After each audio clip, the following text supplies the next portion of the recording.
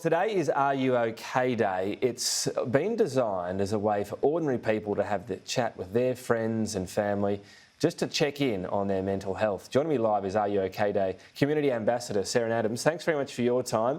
It's a pretty simple concept. It seems to be growing every year. How has this taken off and sort of changed over the years? Thanks, Tom. Thanks for having me. It's really great to be here. Look, Are You OK was started by Gavin Larkin back in 2009, and it certainly has come a long way in that time.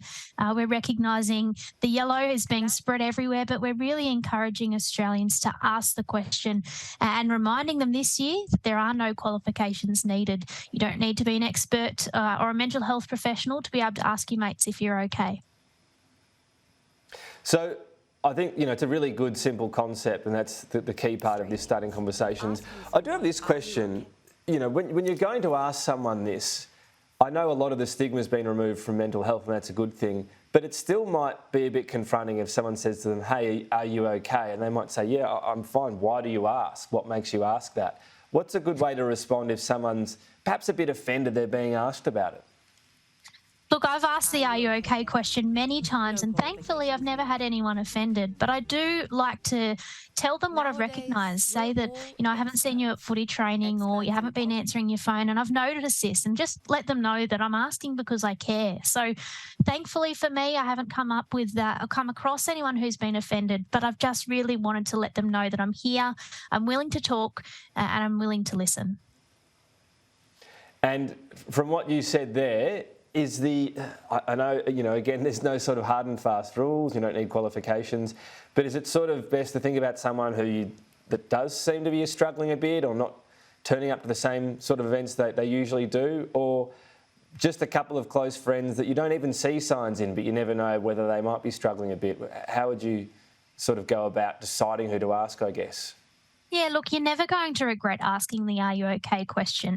It's really important that we do look out for those signs in people, but trust your gut. If you're worried about someone, even in the slightest way, it's really important that you do ask the question.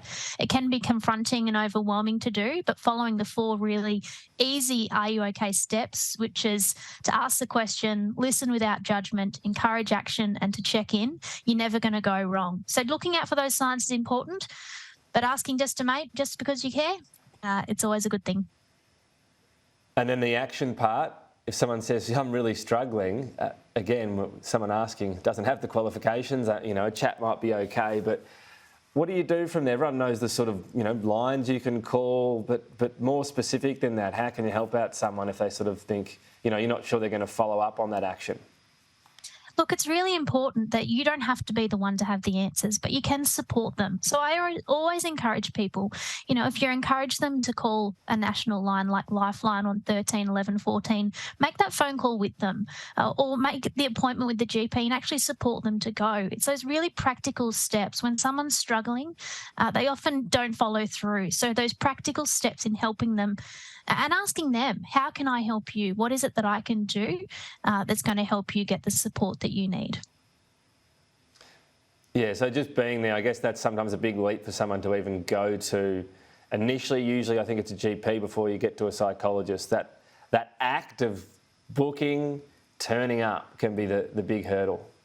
Absolutely. Just making the phone call to make the appointment, or going with them, offering to go with them, or to drive them there while they go into the doctor and wait until they come out. Those really practical steps. You don't have to be the one to have the answers, but just being there and being willing to support them is all you need to do. All right, Are You OK Day is, of course, today. You can ask it any day of the year, but today's the big day with the yellow shirts out there in force. Seryn Adams, thanks for your time today.